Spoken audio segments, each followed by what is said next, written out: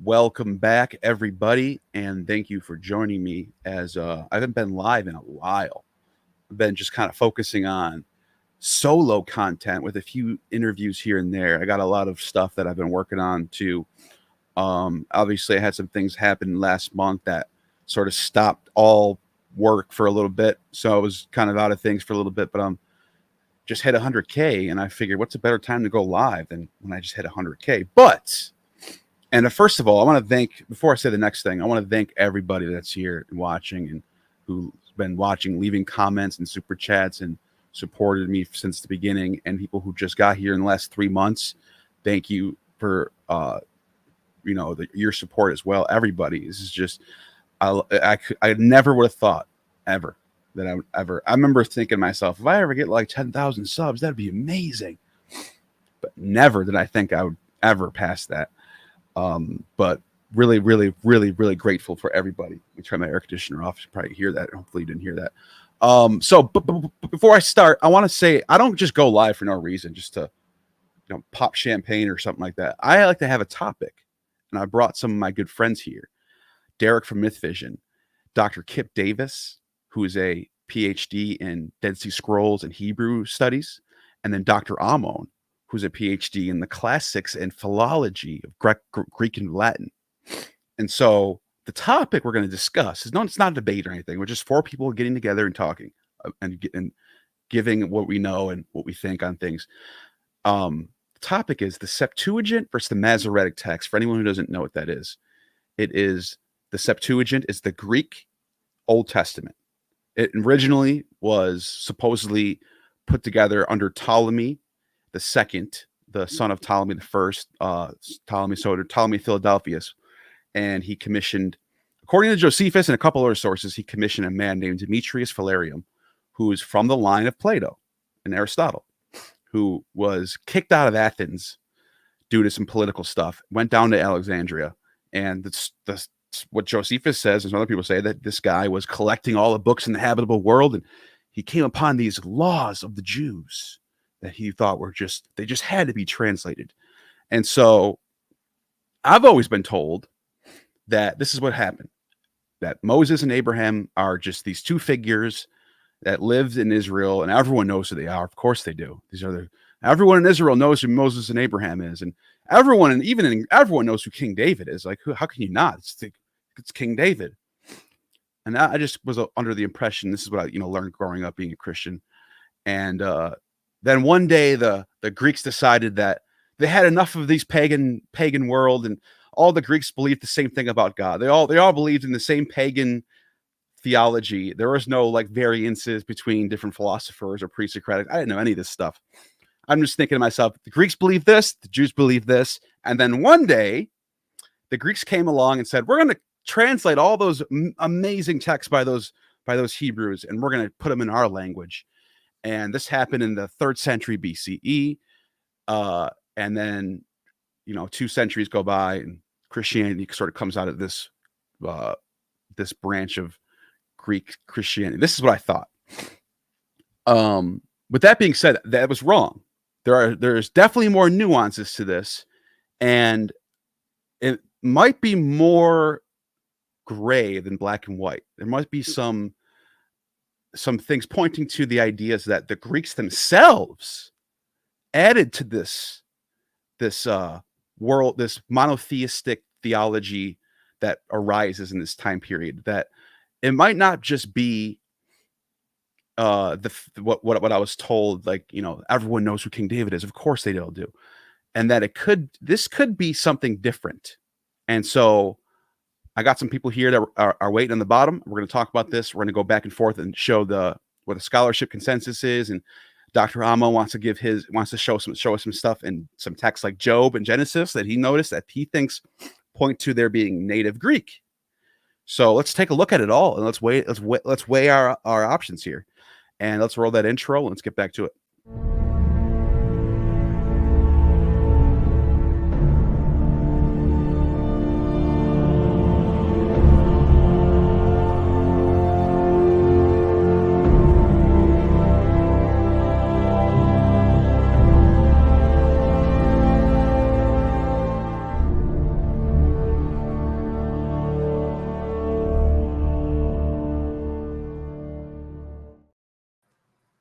welcome back to the Gnostic Informant, and you are about to attain true gnosis. And so, with that being said, welcome everybody who's here. Derek from Myth Vision Podcast, Dr. Kipp Davis, and Dr. Ammon from Lady Babylon. All their links are in the description. So if you haven't subscribed to any of them, go in there right now and go and hit that subscribe button for all of them. So do that. And I don't know where to start with. Derek, you and I have been, so this is what I want to say this. The two experts are below. We got an expert in Dead Sea Scrolls and Hebrew stuff. We got an expert in the classics and the Greek stuff. Derek and I are truth seekers. We're students of the people below us. You know, I should put them above us actually, because you know we're just there. You go. Students. Give some symbolism to this episode. Anyways, Derek, I want to start. On the shoulders of giants. Derek, I want to get your thoughts on where you're going, where you're at with. You've done videos recently on the subject of could it be that the Septuagint came first?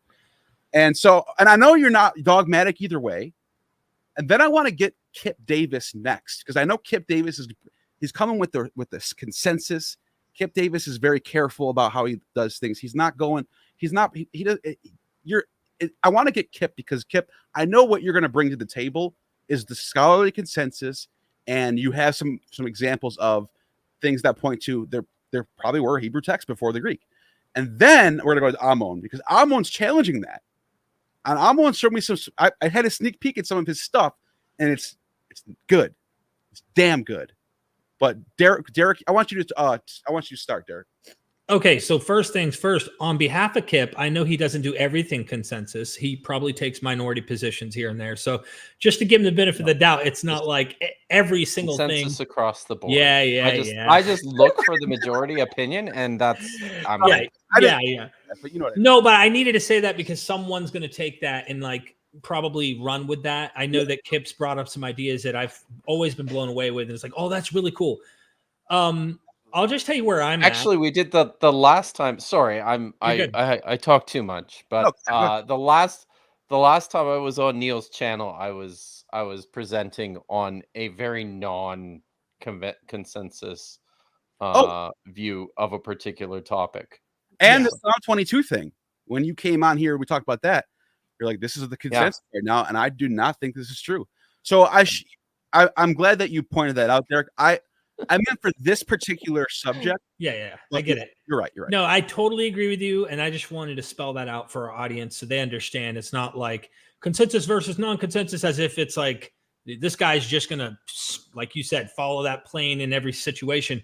For me right now, I'm doing a series on origins of the Bible, and it's taking my heart and soul to produce literally everything I have in terms of just time, energy, effort, all of that. And when I started it, and I'm not saying I won't do this more as the series unravels, but when I started it, I looked for the most ancient antecedents for really what the series is taking Bible characters, stories, narratives, and such, and looking for where the authors of the Bible may have gotten these ideas and then reworked them for their own narrative. And so we just call that a mythical antecedent.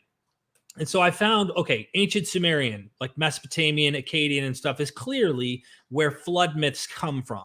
Like there's no doubt. And you might say Egyptian flood myths also may have played a role, but that's the Nile and it's not negative. In fact, the flood of the Nile is a positive thing in their mythos, even though they describe the goddess as like this bloodthirsty being. It's actually a good thing that the flood comes, whereas it's a negative thing in Mesopotamia. And scholars like Joshua Bowen's written books on this, where he's actually referencing all the major players in the field that show Tablet 11 is used with Noah releasing the 3 birds, things like that.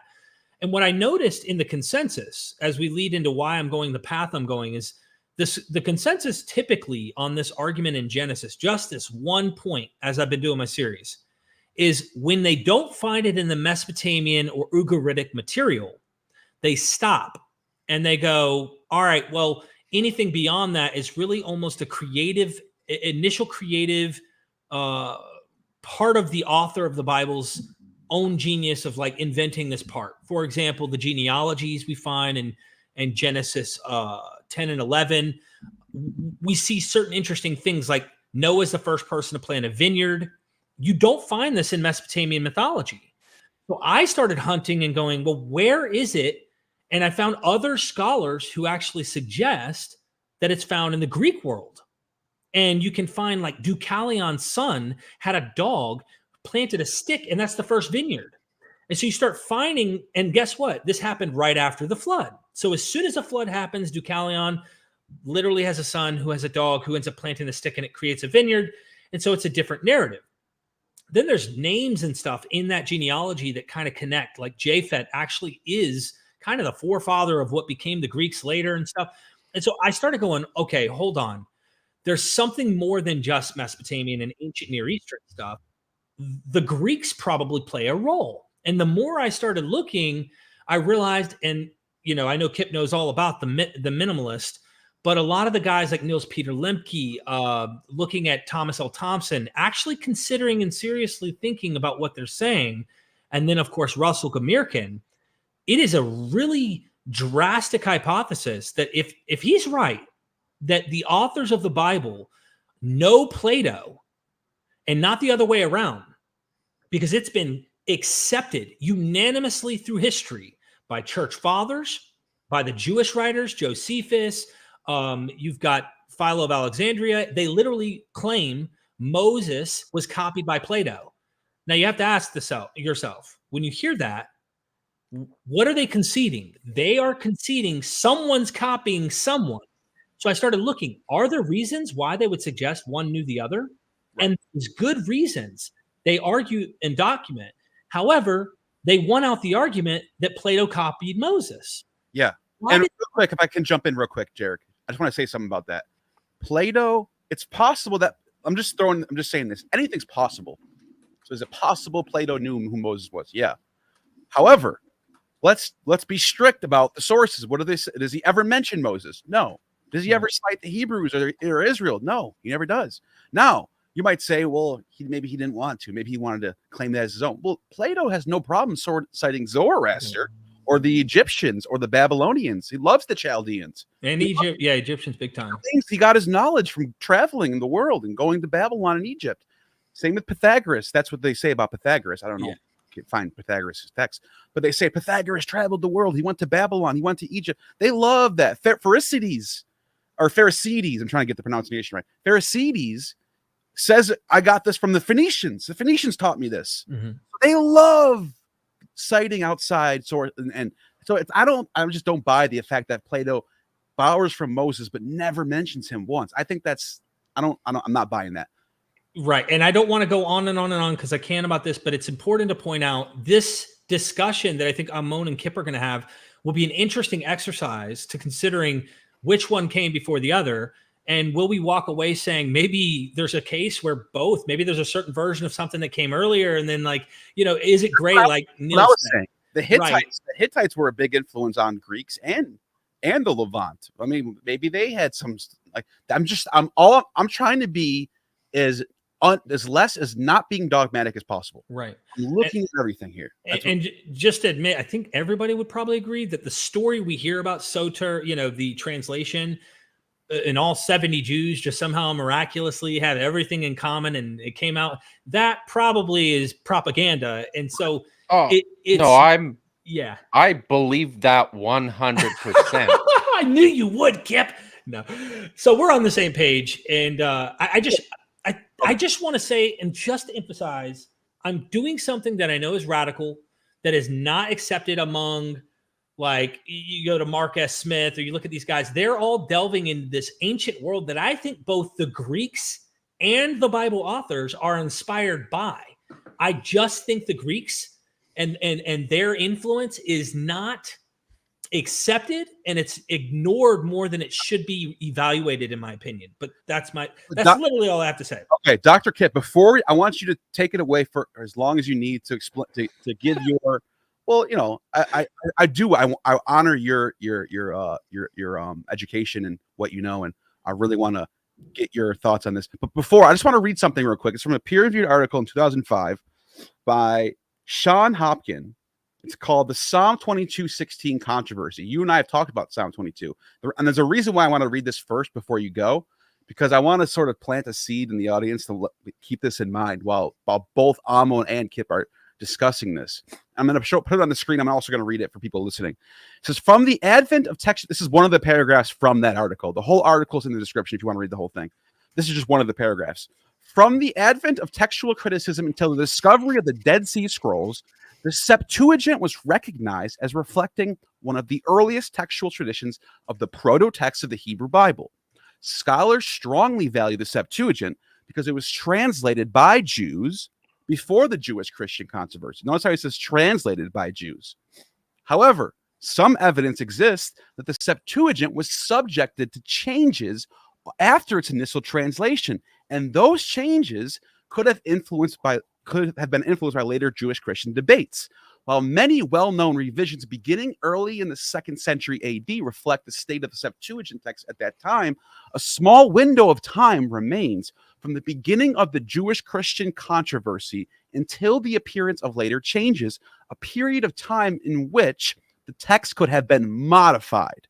This is huge now. Listen, this caution is in regards to the Septuagint, combined with the modern distrust of scribal transmission in general, has caused many scholars to suspect that Christians tampered with the text in order to obtain the prophecy of Jesus. Now, your Septuagint that you pull up online, anybody, if you Google the Septuagint in Greek and you pull it up, what you're getting is a mixture of 3 different manuscripts: Codex Vaticanus, Codex Sinaiticus, and the Codex Alexandricus or whatever. Those are the 3 main Bible approved or church approved Septuagints from the 4th and 5th century.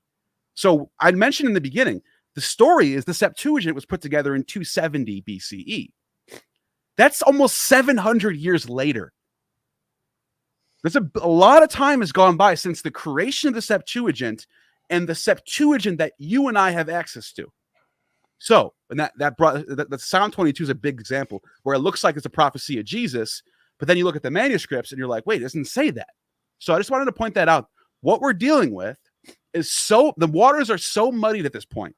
It's so hard to tell which way is it going, because we've had we don't even know if the Septuagint that we have is the one from 270 BCE. And I doubt it is. I bet you there's a lot of stuff that's still there.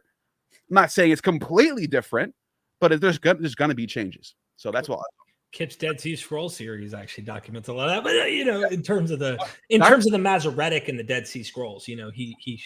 But please, Dr. kill us if you will. There's Greek Bible manuscripts that were discovered in the Judean desert. Just so everybody is aware. Yep. Of that. One of the interesting thing about I don't have the statistics in front of me now or much of the information, but one of the interesting things about at least some of the Greek manuscripts, Bible manuscripts that were discovered at Qumran, is how much more like the Masoretic text a few of these are than their Greek Septuagint counterparts, which is pretty wild, actually. Yeah, so I guess to start, maybe we need to clarify what we're talking about here, because I think there's probably 2 different questions. The way Derek sort of opened up and presented this was in view of the question, is there Hellenistic influence on the writing of the Old Testament or the Hebrew Bible, or even let's just fix it to the Pentateuch? And I would say I think that's entirely plausible. This isn't a question that I've spent a lot of time exploring just at the outset.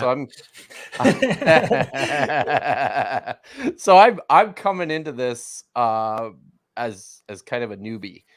So, but that's a different question than I think the way that's a different question than, was the Old Testament originally written in Greek and then translated into Hebrew?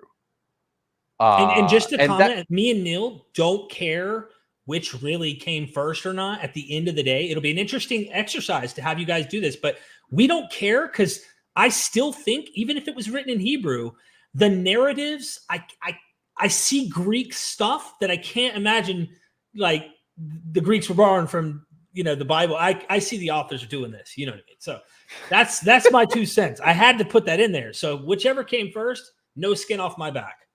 I want to say I don't care, but I think deep down I probably do, just because my Greek is not nearly as good as my Hebrew.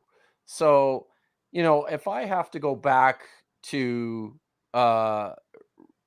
reading Greek all the time, then I'm in trouble. But I will say,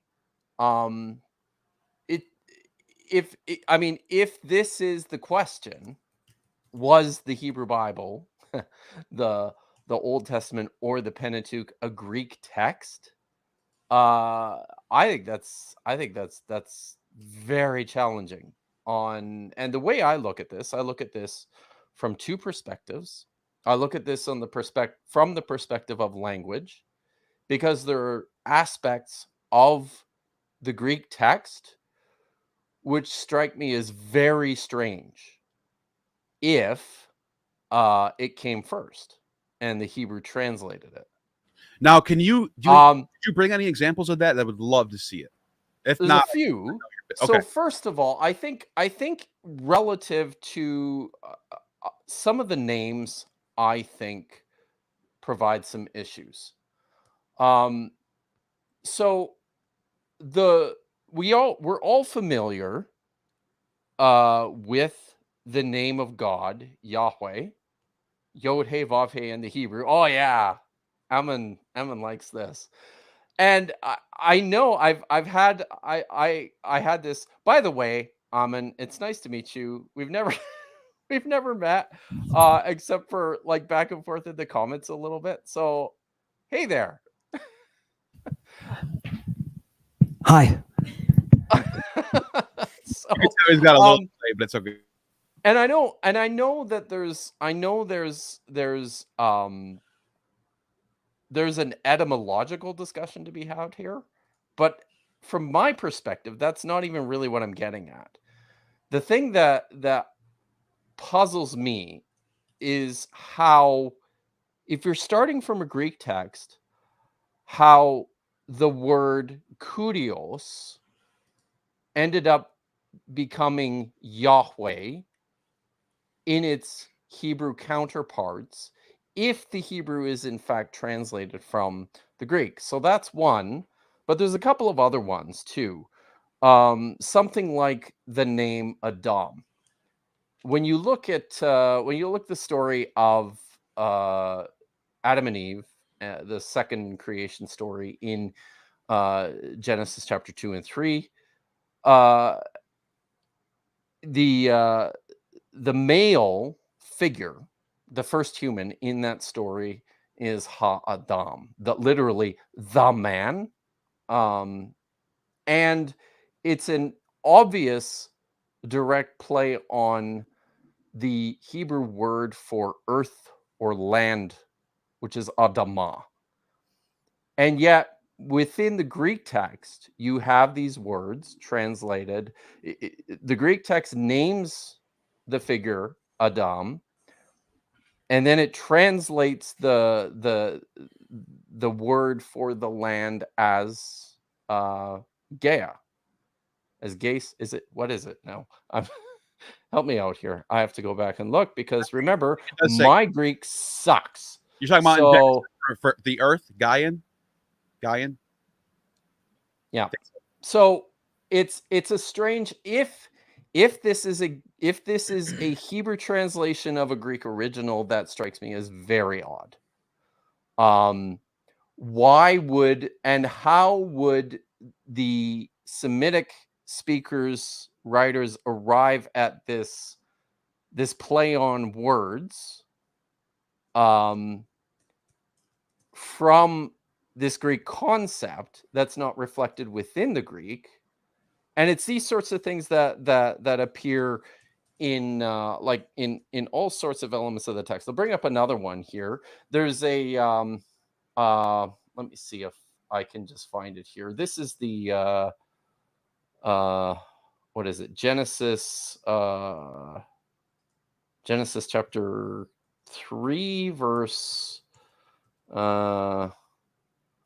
let's see here. Sorry guys, I'm not prepared. No, it's Genesis 4. There's a famous Genesis story 4. in Genesis 4 about Cain and Abel. There's another one, right?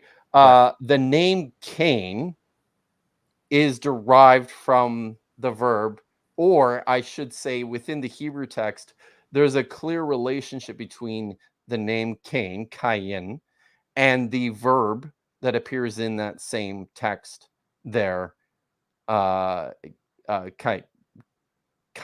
again, which means to create or to acquire or to own. So these are just some of the things that when I look at it, it certainly looks to me like a Hebrew original text, complete with these obvious, clear alliterations and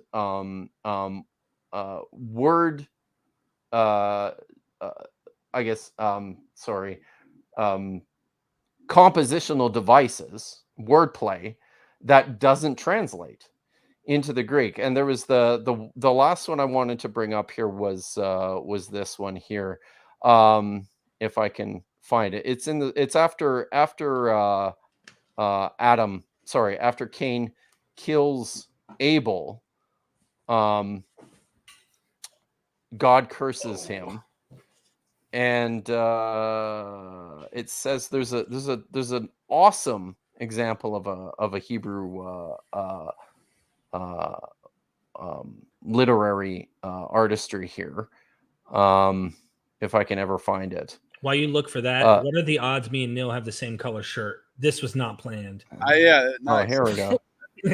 So if you take a, okay, I think it's in chapter 4, verse 11. Yeah, chapter 4. Is it? Let me see. Open the mouth. Your blood's hand when you.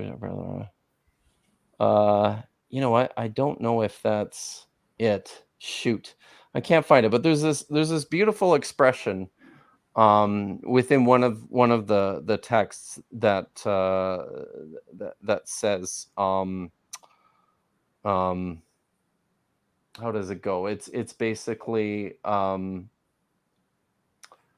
if you shed the blood of a man by your own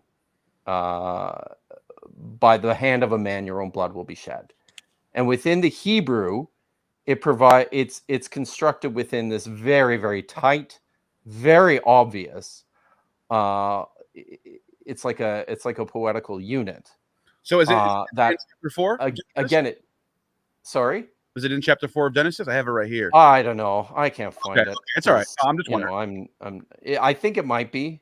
Okay. But I can't find it. So you're suggesting, though, Dr. Kipp, is that phrase, it's almost like this is a native phrase from that language, and it doesn't seem to be a translated thing. It's an element of poetic artistry that rolls off the tongue in such a way when it's spoken in Hebrew. Let me. So you're saying, so when we read Aesop's fables, and the character's name often represents or reflects the stuff they're doing in the story. Like a person name, his name was, yeah, there's some of that, lazy. but this is a little bit different. He's being lazy in the story. Okay. This is actually something I highlighted in one of the very first videos I made when I did my video responses to Michael Jones of Inspiring Philosophy. I highlighted this phrase just because it's such a neat, clear example of what we would call like a true chiasm, but it only works in the Hebrew, just on the basis of the Semitic syntax, right? And it's one of those things that if it's spoken in the Hebrew language, you can hear it. And so now this is driving me crazy because I can't find it.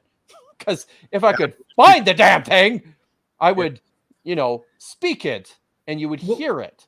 But Kipp, let me ask you this, because I know Ammon's got like a thing together he's going to try and do to show the Greek.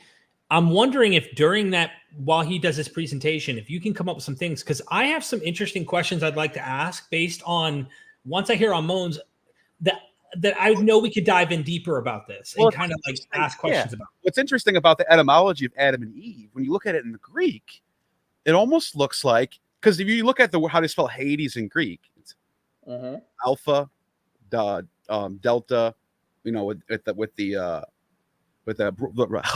breathing. What do you call that? The aspirate. So and then his wife is Persephone, whose chant is Iwa, and then you're like, oh, she's the one who bites the pomegranate and she gets stuck in hell. You're like, oh shit. Now all of a sudden the Greek looks like it's got some native stuff going on.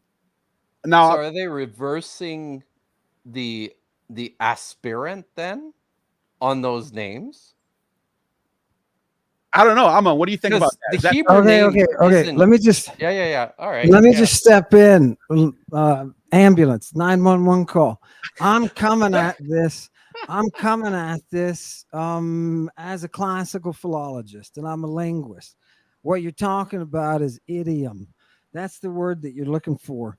Not artistic phrase. You mean idiom? No, actually, within. So hang on. Yeah, okay. Adam is you would say it's a Hebrew name because why means earth next to it, and that's exactly what they did. Since the Talmud was made, that's exactly what they did. The problem is Adam is a name in Mycenaean Greek, which is from 600 years after the earliest Proto-Hebrew scratches on anything. Yeah. So I'm just trying to understand the way this works out then. It starts in Greek, this story, and then it's translated. Is this like, help me understand that? It starts in Greek and it's translated into the Hebrew? Yeah. No, thank you. That directs us back to the path that I wanted to be able to contribute tonight. Okay. Yeah, I'm not sure if I have anything to contribute, by the way, but it'll be a cool conversation. It'll create questions, right? Yeah, let me just throw this in there. We're just chilling. It's not getting. I know a lot of us are very passionate about this subject. We're just four people just talking about it. Like let's just keep everything. Let's keep it that Can we hear Ammon's presentation? Yeah, what he has, let's the 15 hear that. minutes, because then I'll have good questions. I think we can dive into. Yeah, we're looking at the evidence, right? That's all. Let's look at the text and let's figure out, are these Greek? As a linguist, you'll understand this. As a linguist, you have to have a broad depth of knowledge. So we're talking about the Septuagint. If you haven't read Homer, Kipp, have you read Homer? I haven't. Okay, if you haven't read Homer, you're not reading the very basis of the grammarian's language in antiquity. That's probably not fair. only that, you got to read lyric poets. You've got to read all sorts of playwrights and comedians. You've got to read really boring Aristotle until your brain is pouring out in order to get to a point that you can identify style. A classicist, a trained classicist, should be able to take a text that's just thrown to them and say, where is this from? Give me 100-year window stylistically. That's what a good classicist can do. That's what you have to do when you're editing. I'm not a classicist, though. No. I'm telling you. Like anybody in general. Okay. It's not directed at you. Yeah. Not you, Kipp. Okay. Not you, All Kipp. Okay. Okay. So as a classicist, you're coming at it from that scientific linguistic angle. right? So Okay. that's what gives me that authority to say, no, that word Adam is far older. Now you believe it's from the word for earth because that's what people said hundreds of years later. So What can is I what? just ask you a question real quick? So you're saying these are folk etymologies that derive from the text? No, I'm saying they're out and out lies that are not scholarly. They are meant as they recognize at the time. Because remember, in the 2nd century, this brilliant grammarian comes along, Julius Africanus, and he says, "Wait a minute, you guys are trying to translate this thing from Hebrew. It's in colloquial Greek, brah. It's not in Hebrew." And Origen, I think it was at the time, says, "There's nothing we can do." He says, "You may be right. There's nothing we can do." Right? Oh, okay. But- Okay. Well, it's not me saying that this Septuagint is not Hebrew. That's what they were saying a long, long time ago, based upon the science of the language. So that's what my presentation is about. And I want to give the audience a little flavor of the Greek that shows the text cannot be a translation. And I want you to keep one thing in mind. When you are translating, you never translate with increased technicality, right? You never raise the level of technical expertise of your source. You cannot make or pile in technicality. When we describe, for example, Noah's different floors, the architectural term in Greek, they don't have it in Hebrew, right? Because everybody knows, by the way, just people need to get this out there. The Hebrew vocabulary, the number of independent words, 8,000 at best, and quite a few of those are hop hogs. So 5,000. Kipp, you smirked at that. So 5,000. because you're I- a Hebrew I'm- guy. So I mean, I spend a lot of time looking at like when I mean, so many of the Hebrew roots are based in the wider Canaanite languages. They're all there. Which come from that Semitic side, Yeah. all that whole area. It's not Indo-European. Right. You've only got 8,000. You've only got Okay. 8,000, Kipp. There are Yeah. 250,000 plus Right. on but the ancient Greek side.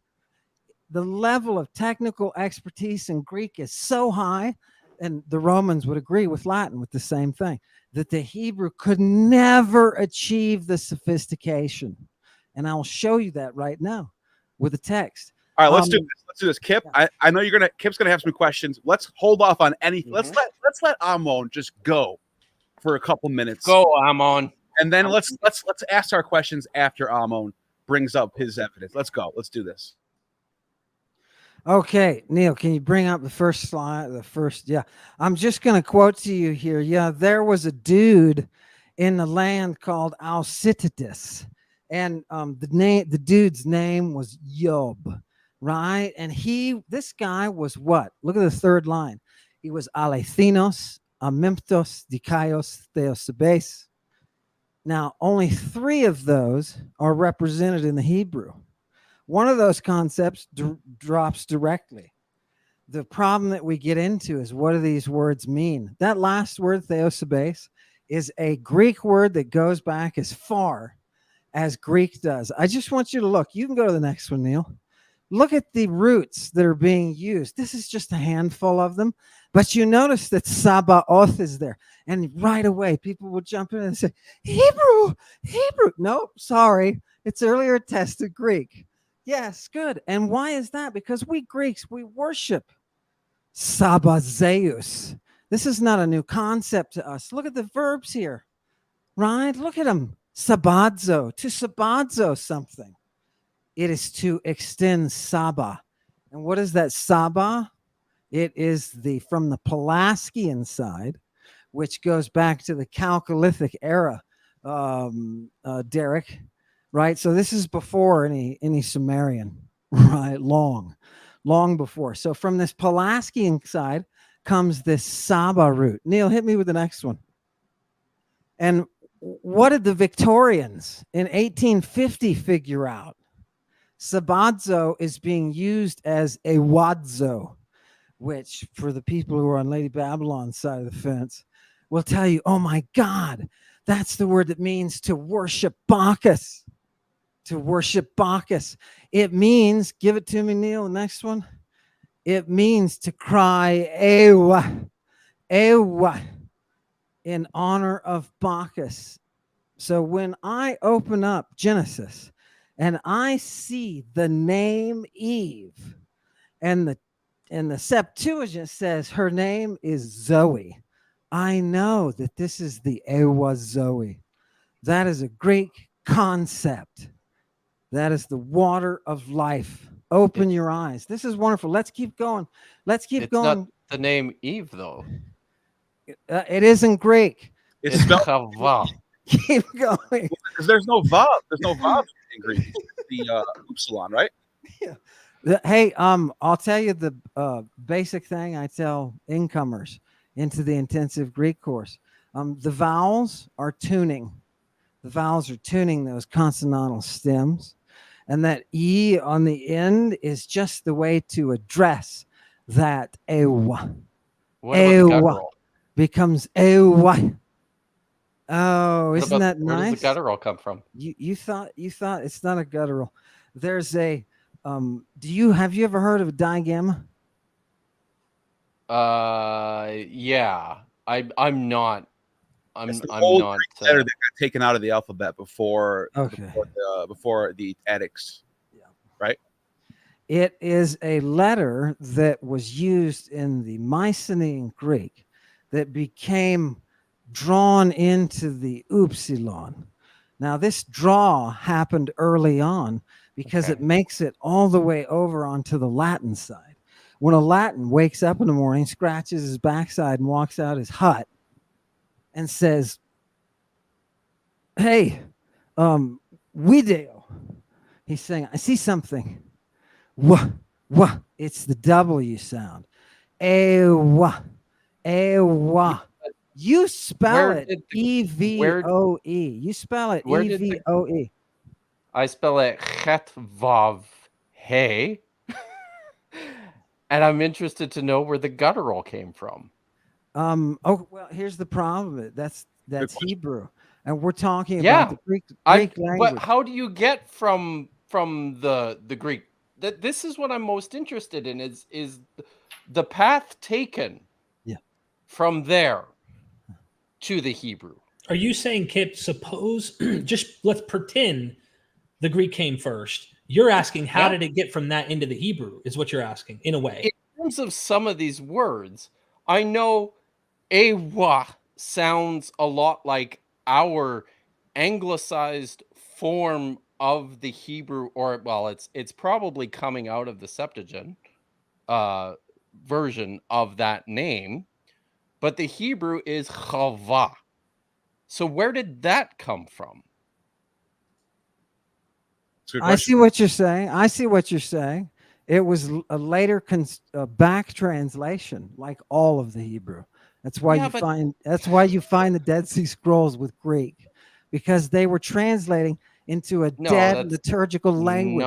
When you go to the synagogues, you see Greek. Why don't you see any Hebrew?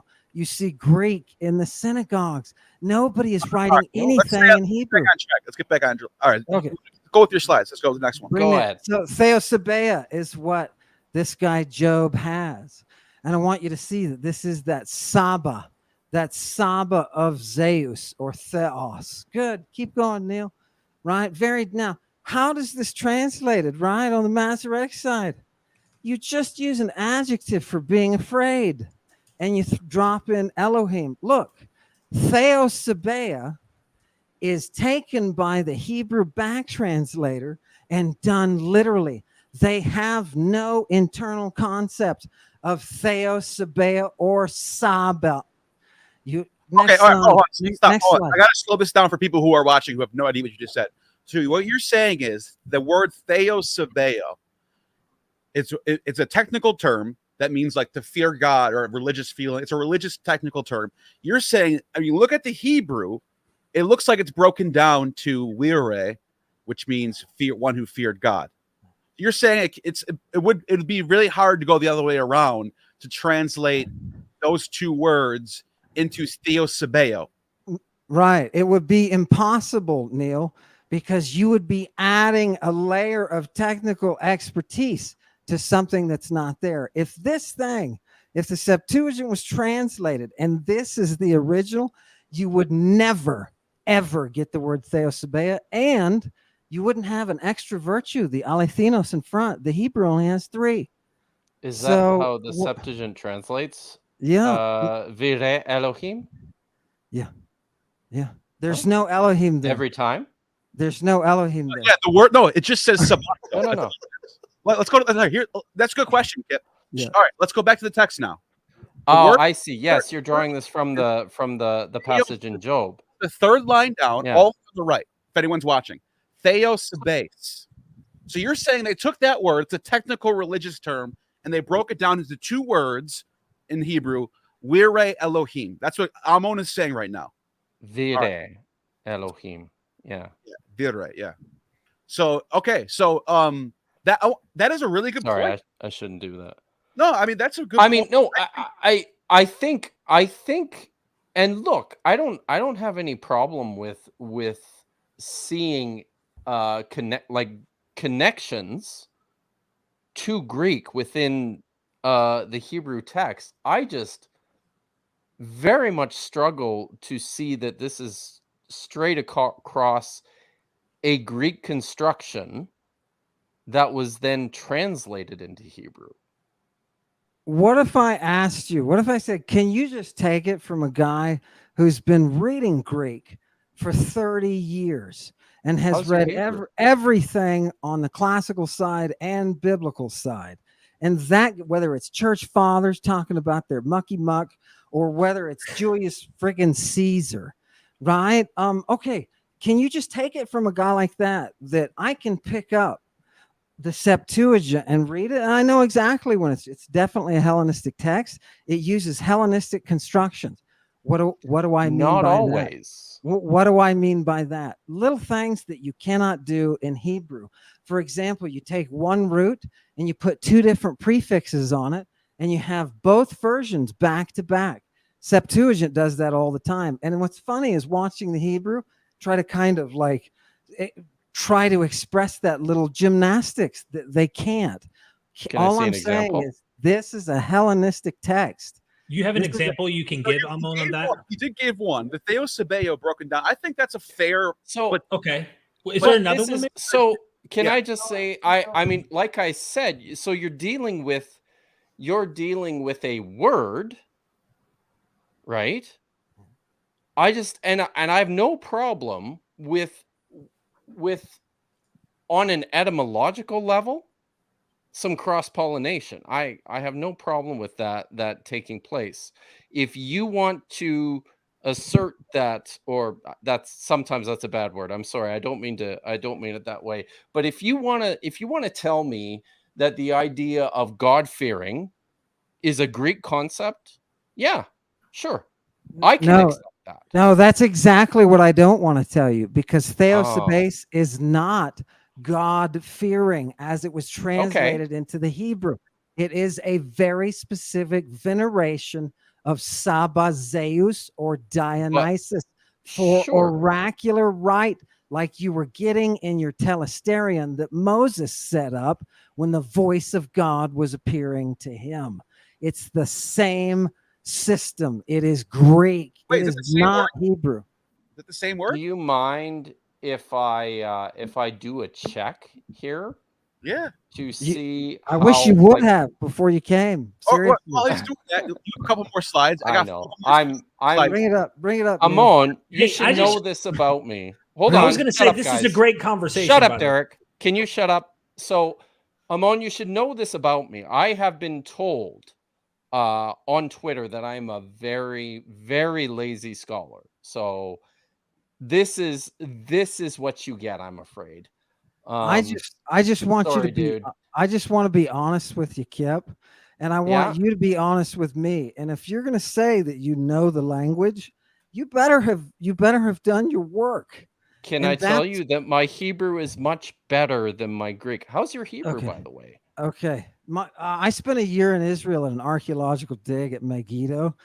It was good enough to get along at a bar, but that was a long time ago. Good So, Lord. yeah, long time So, ago. so Long time bad, ago. right? Bad. Your Hebrew is so Real. Let's here's keep the it real. problem, everyone.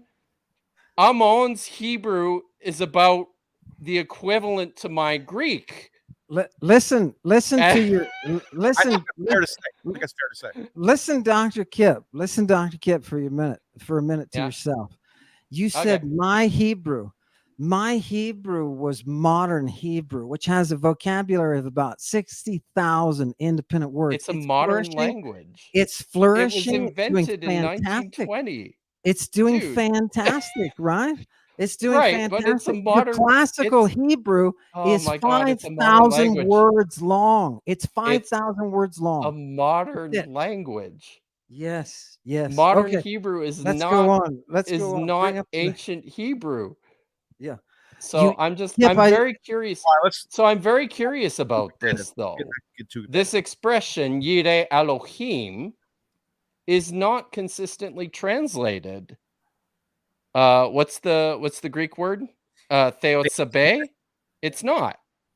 Theosebea. I mean, is I the art. have an example here, and I'm only just searching the Torah here. I have an example here in Genesis chapter 22, verse 12, where Yireh Elohim is translated as it was like literally the first one I pulled up. That's because there's no word for Elohim. Otiphobe ton theon. Right. That there's no right. Do you see what happens? Right? If the No, I Greeks were going to don't. translate, if Wait, the wait, wait, Greeks wait. were going to translate the Hebrew, if the Greeks were going to translate the Hebrew, they would have hit that the same both times. They didn't. They chose not to. But the Hebrew can't afford to express that power. So what does it do? It's the fear of God over and over again. That's all. Altar. The word for altar. How many words for altar are there in Hebrew? Wait, So can I'm I just- ask you what- that? So stop this for a is second. interesting. Dr. Kipp, Why? I want to understand. Why does quiet, Neil? Why does the Hebrew writer of the Pentateuch always use the same word for altar? Yeah, he doesn't. He doesn't. You just don't read Greek, so you can't read it. I'm doesn't. talking about the Hebrew. Because they don't It's have, always the same. because they don't have the language. They The have a language has been perfectly dead. good word The language that they has could been have dead. translated Bamos with. Hebrew They could is have dead. translated it with Bama. Yeah. Why Hebrew not? is dead. Hebrew is dead. They couldn't even translate Angeloi. They had to translate Are son. you saying so? If you say Hebrew is dead, right? We go back in time. We're looking at the 2nd century BC and 1st century and the first. Well, what they're using Hebrew still? We know that. Like, are you saying it's just used for religion or scripture? Is that what you're saying? What do you mean by that when you say Hebrew's dead? Yeah. There's 500,000 scrolls at least in Alexandria. Tell me how many of those scrolls are in Hebrew, Syriac, Aramaic? You're not going to find jack. You're not going to find jack. The stuff doesn't exist. They have no literature. Where is the Hebrew medical literature? There isn't any because their dead language couldn't support it. They were all speaking Greek. Their synagogues. Go to a synagogue from the 2nd century. Why is there Greek all over the place? Because their liturgical language died. It was unable to stay alive in a living, demanding world. Yes. I mean, there's Hebrew manuscripts that date back. So why? Let me ask you this, Amo. I'm pushing back on Amo now because I'm curious. Why would they even make these translations into Hebrew then? For the same reason they said in antiquity. I actually can I just throw in here and say that I mean there's clearly a revival of Hebrew language during the Hasmonean period. I think that's obvious. The Hasmoneans were what's the word I'm looking for? They were explicit about ensuring this revival. This is why I think within a number of the Dead Sea Scrolls, you've got a new, I mean, it's called Paleo Hebrew, the script. But it's like a new form of the old Hebrew script that survives from the mid Iron Age, from like the 8th, 7th, 6th century. But it's different. It's slightly different though, right? So there is an I totally, yes. I mean, there is a programmatic intent to basically revive the Hebrew language that takes place during the Hasmonean period. Derek, you're muted. Derek, you're muted. I got to ask a question for both gentlemen here. And I don't know if this is relevant. You might see how this might be relevant to this discussion. As far as which came first, the chicken or the egg, I don't know, right? And I'm wondering if there's a mix of things happening. But my question is, when do you guys date the composition of the Pentateuch? I imagine there's sporadic sources that no matter when you date it are going to vary on dates, specifically which texts go back or whatever. My question to you, Kipp, and then it'll be to Ammon. Kipp, when do you think the composition of what we call the Bible, and I don't mean it in its full canonization form, which is still molding even post the time the Dead Sea Scrolls are being written and all that, but when do you think the Pentateuch, the Torah, all of this stuff was actually in its final composition? And then final composition? Or at least in it, yeah. I mean, because Josephus asking when they're starting to write it. This is such a complicated question. I know, but that's why this whole issue is complicated to me, because where you kind of put this might play a role in how this composition is being utilized. And I imagine it's way grayer and messier than either or. If that makes sense. Real quick, holy shit, I didn't see this. I'm sorry, I wasn't looking at the chat. Thank you, AFD, for that super chat. Appreciate it. Ammon is on point. He sounds a little excited, but he's on to something. Would be interested to know if he's read Linguistic Josephus, Yahuda's Hebrew is Greek, Volume 1. Thanks for the super chat, but I don't want to derail with questions yet. I will come back. Maybe I'll circle back to this later, but for now, we're just going to go back to the topic. I've heard of that book, but sorry, I don't want to derail you, and I don't want to overcomplicate the question, Kipp, but I guess in the thank you, Jack. Thank you. Aiming in this whole who came first and which one translated which, I kind of figure you would imagine, like in the book of Genesis, let's say Ammon can find certain words that in Hebrew have to break it down into 3 words to express, as he's been trying to point out, whereas the Greek has 1 word that kind of emphasizes the whole point, and it's not having to elaborate on what he sees as it looks like more technicality.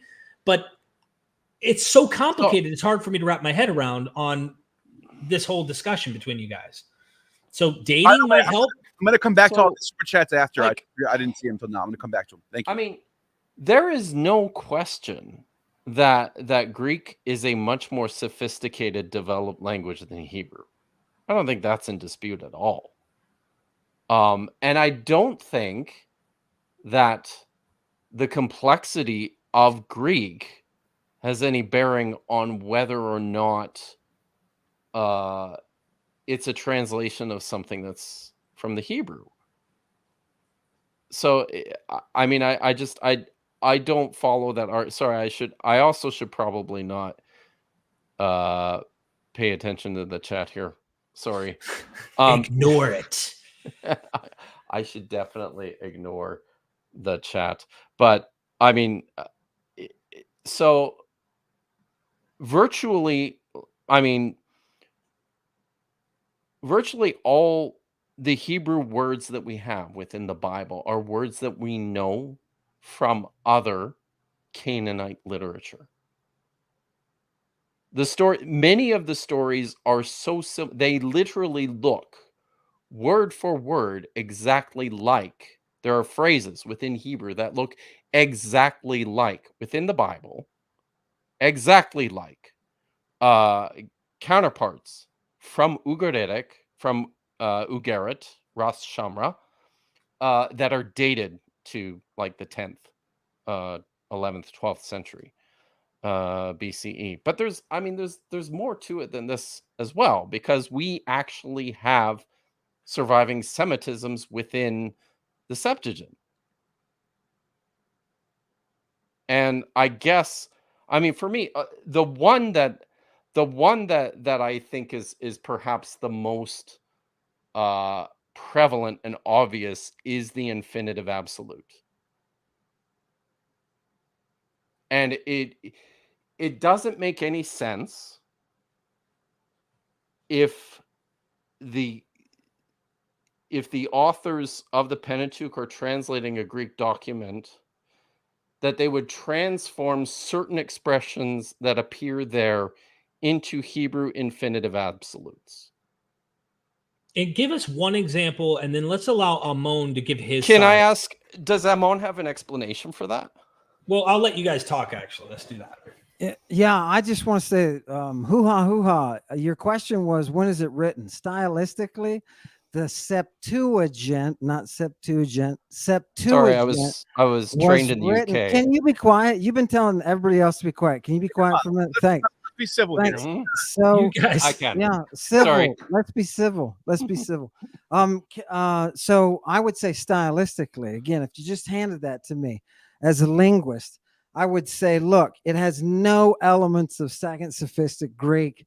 It looks like it's drawing upon words from Lycophron, Callimachus, Theocritus, and that's enough right there. Just there's enough of those three sources to say, okay, we're securely within some kind of Hellenistic continuum, right? That's what I would say. I would say this thing smacks of Hellenistic. Wait, but I would put this on just a little cherry on the top of my linguistic analysis.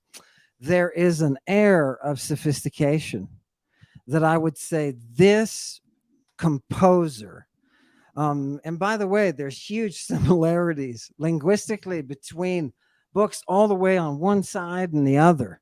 It really looks like one person sat down and composed this thing. Anywho, I'll let the scholars so-called fight over that kind of stuff. If you were to hand me that, your question was what year is it? What year is it, Derek? I would say I'd feel very comfortable putting it in the 3rd or 2nd century.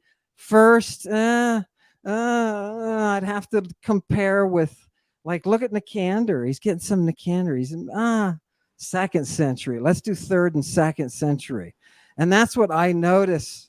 That's what I notice, Derek, when I am looking up words in using the Oxford. You can track their history. And the more I read the Septuagint, the more I know I'm getting references. You'll get some classical stuff, right? But heavy. So his vocabulary, or whoever's writing it, their vocabulary is heavily Hellenistic. I would laugh at anybody who says this comes before then. It's completely out of style. Will be completely out. It's not Attic, right? It's not classical. It has no similarity with the lyric, right? Okay, so I would say stylistically, if a professor threw that at me and I was a grad student or something, I would say, okay, I'm gonna have to guess 3rd or 2nd centuries. How do I know that, Derek? Because John Scarborough at the University of Wisconsin, who does medical history and drugs from the Greek, he was the one who pounded in my head, you have to read these Hellenistic authors. You have to get an understanding of their scientific vocabulary so that you can compare it with Galen, because Galen was my man, right? So that's how I would answer your question. 3rd or 2nd century. Real quick. Let me jump in for a second, because it does feel like the way that let's just stick with Genesis as a single text. The way it's written, the storytelling, the style, the way it's written, it sort of looks like looks like it comes from the post-Euhemerus era, where it's first of all, it's very well written. It has this slant towards these things actually are historical, and it's not totally like Zeus is in the clouds flying around throwing thunderbolts. It's like believable stories about the past, mythologized stories. It feels Euhemeristic to me, but also whoever is putting this together has knowledge of the Near East going back to Hammurabi, because they're talking about eye for an eye and tooth for a tooth, and you're seeing elements of ancient Near Eastern stuff. I don't think you can deny that. That's what I wanted to. I just wanted to throw that in there. Dr. Kipp, what do you think? I'm just very interested to hear Ammon tell me about how the why. Sorry, what was my question originally? I'm just very. I'm not interested in giving an answer, Kipp. So let's just go. No, on. you don't want to talk to me about the Hebrew, the infinitive. I think you're full of it. I think you're full of it, and I think you were saying in the chat room that you are an expert in Greek, and you said there's no way. There's no way. I didn't say I was an expert in Greek. There's no way. Bring it or don't. Okay. Bring it or don't, Kipp. Bring it or don't. Can we go to like a that passage? Dr. Kipp, you've been pretty nice. Ammon, you don't got to be like that, man. You don't got to tell him he's full of it. Honesty, Neil. All my life. All my life, honesty. If you're gonna faith. Okay. I think Dr. Kipp actually thinks this. He's not. I think it's gentleman, though. I think it's gentleman, don't you, Neil? I think it's gentleman. Don't you think that if you're going to assert an argument about the ancient Greek, I am asserting an argument. Maybe you've read some ancient Greek. A little bit, but have you? If you're going to, so a little bit, yeah. Fantastic. So, okay, but then again, I mean, isn't it fair to say that your knowledge of ancient Hebrew is maybe not strong enough to be making some of these assertions? Yeah, and that's why I tell everyone when I have the Septuagint, I have a Greek document. It's native Greek. It's native Greek. Okay. Yes. My argument's not. I laugh at the Hebrew attempt to try to translate it, but I know that the one that's being quoted in the first century is the Septuagint. They're not quoting Hebrew. They're quoting the Septuagint directly. So that's Kipp. That's all I'm interested in. It's the actual text. Well, and I'm sorry. I'm sorry if I get a little bit bent out of shape, but don't claim what you aren't. If you're going to stand up to the text, an stand expert up to them. And in Hebrew, I admire literature is what I am. Yes. You said the Hasmoneans were the ones who brought the revival of literature. Can you give me the name? I didn't say that. I said the Hasmoneans revived Hebrew. Yeah. Okay. And what does that mean?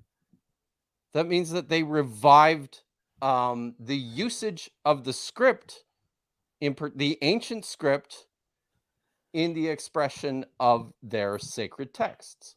So there are pieces of literature, great works of different genres of Hebrew then, right? Not many, no. And no, I don't know how that has any bearing. Okay, how about one? How about one? Listen. So what I wanted to get to... I don't have to listen. I also don't have to listen. Maybe I should just go. Maybe you should.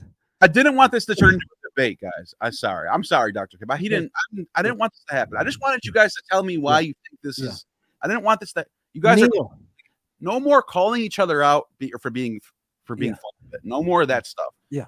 How about people what they have to say? That's it. That's all I'm asking. I'm perfectly happy, but if he misrepresents himself, he's talking about the text, Neil, that I read all day long for 30 years. I don't want somebody saying something that all of your guests will hear it and they will think he knows what he's talking about. I've heard academics do this for years. For years, they do the same thing. He's talking in circles. Notice he doesn't bring any examples. Right? That's not going to get us anywhere. That's kind of my fault because I threw this on him real late. He didn't have time. He was doing stuff. That's kind of my fault.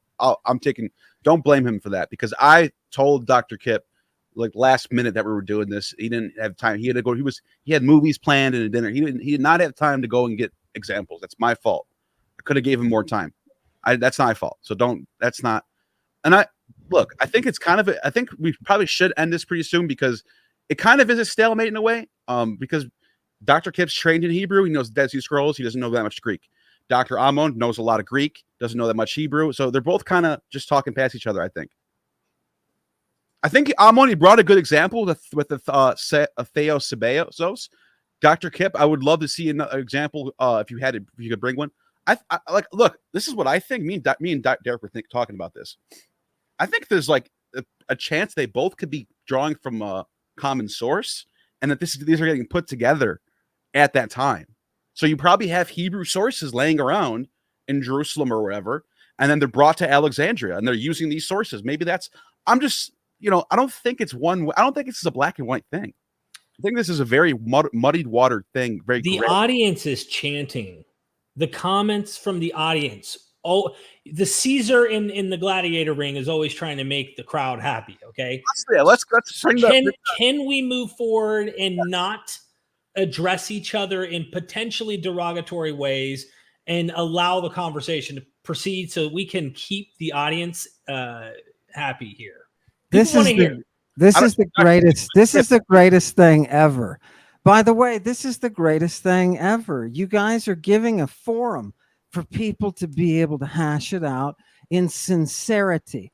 I felt my honor was impugned, that somebody was telling a falsehood in my presence. That's all, guys. If you're going to have the guts to stand up and say something about the sources, you better be aware of those sources. Well, I don't think so. I don't think he's full of it. Yeah. You guys disagree. That's not one of you's full of it. You don't have to say that. So stuff right now that I hold to, or I'm even considering, that's probably not correct. And I'm not being insincere. I'm like really trying to learn. You know what I mean? And I don't. Kipp's interested in continuing, which I don't. To be honest, honestly, I kind of don't blame him, because he didn't come here for that. He didn't come here to duke it out. Yeah. He came here to have a conversation about a really, really hard subject. Like, we're just people. Like, we're not. I had some good questions I was hoping to get out to you, just to kind of get an idea. And one of those was, I am being persuaded. I'm not fully convinced, but I'm being persuaded that the biblical authors, at least Genesis, definitely through the Pentateuch, I see some influences that make the most sense. The antecedent seems to be from the Greek world. I see them using Homer. I see them using Herodotus, it seems, in some ways. I see them using even Plato in some cases. And there's nowhere else in antiquity where these ideas are found but in Plato for some of these ideas, which makes me go, where did this come from? No wonder later on you have the debate where they say, no, Plato borrowed Moses. And this doesn't get said enough. And I think it needs to be drilled in people's heads. When you're telling me, when Josephus himself is telling me that Demetrius Philarium was involved in the process of the Septuagint, like, he's 4 generations. Wait, it goes Plato, Aristotle, Theophrastus, and then Demetrius. He's from that. Like, you're telling me we have like Derek's pointing out something that that about Platonism and monotheism and the laws of Plato, and the stuff that you see in Deuteronomy that lines up with the laws of Plato. Like, Plato has a text in Laws where he says, like, Ganymede, who's the lover of Zeus, the boy lover of Zeus, is unnatural, and like he has these like inclinations of like homosexuality is bad, that stuff. You see that in Plato. You see that in Deuteronomy. So Derek's pointing this out. Like, I'm seeing a lot of Platonist stuff happening in the text, and then you have somebody saying somebody from the line of Plato was involved in the Septuagint. I think that's something that should be brought up whenever we bring this. Like, we have a peripatetic / Platonist. They're all just Athenian academy people. To me, it's all this, like, the slight differences, whatever. Peripatetic is what they call Aristotle. Platonist is Plato, whatever. But this guy Demetrius is from that line, from Athens. He goes down to Alexandria, and he's commissioned by Ptolemy to make this book. That's a big deal. You can't ignore that. I think it's wild how no one ever talks about that. I think that's the historical background that you need. That's so important. If you read some of those authors like Theophrastus, you would get a feeling for how Theophrastus is the same as the author or authors of the Septuagint. That's why I gave you that time, the 3rd and 2nd century. Derek, your point about the Platonic influences, hallelujah. Hallelujah. You know, somebody's doing it. Oh, Derek, you have to leave. He probably brought you back, but It's yeah, good. no, He's doing it. yeah. Anyways, no, I think there's something to be said about the Greek Hellenistic influences on the text, or at least when it's written. Yeah. You know, I don't have a problem. Like people talk about Persian period. I don't have a problem with that. I think it's possible. Plus, Yeah. No, you have no, Zoroastrian influence. I mean, Plato himself cites Zoroaster.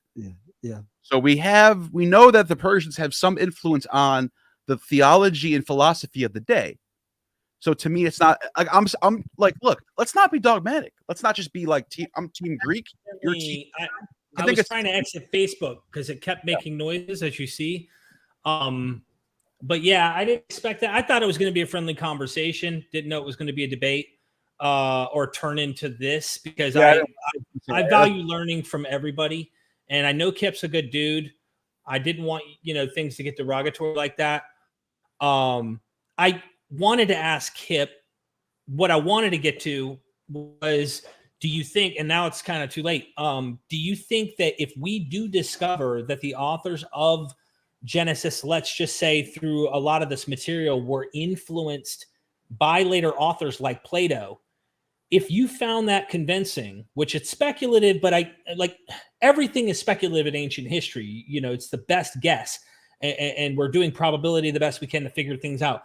If you were convinced that Plato was used by these authors instead of the assumption that later on becomes Plato borrowed from Moses, if you were convinced that Hellenistic or even Plato and onward influence was there, would that play any role? It doesn't prove one before the other, but would that play any role in maybe persuading his idea about the Hebrew going first? I don't know if it does. It may be irrelevant, but I wanted to ask him that and get into some of these. I'm on something that just to throw this out there. Don't you think it's possible that there are sources from the people living in Jerusalem? Because I know you think this is propaganda, which I agree with. That Ptolemy letter with Aristides and how the Septuagint came about, and it was a miracle that 70 people all said the same thing. We know it's all bullshit, but there's still some stuff you can read between the lines. You can get some data from this. So what I'm getting at is Demetrius is collecting all the books in the habitable world, and is it? I mean, don't you think it's possible that there are texts in Jerusalem that he came upon and brought back to Alexandria to copy and translate and rewrite? No, I don't. From the Greek itself, it is not a translation. I'm not asking about that. I'm asking about the native. Asking about sources being used to make a new text. So to give it another way of saying, Ammon, I find clear Greek influence in many ways in the narratives. I'm not a linguist, but in the narrative, right? I see structural thematic comparisons that without a doubt are telling me that the Bible and some of these Greek epics, Homer, Iliad, Herodotus, Plato, other things, they're talking. Someone knows each other, and I'm not sure who influenced the other. I'm leaning that the Greeks influenced this, smaller group that were insignificant in comparison to them in the grand scheme of culture and empire and whatnot. But I'm wondering, because I see antecedents in Ugaritic, in Phoenician, Canaanite, I see Egyptian stuff. I see these influences culturally, linguistically, even law codes that come from, Hammurabi, other things. And I think what Neil's trying to get at, correct me, Neil, is you're right.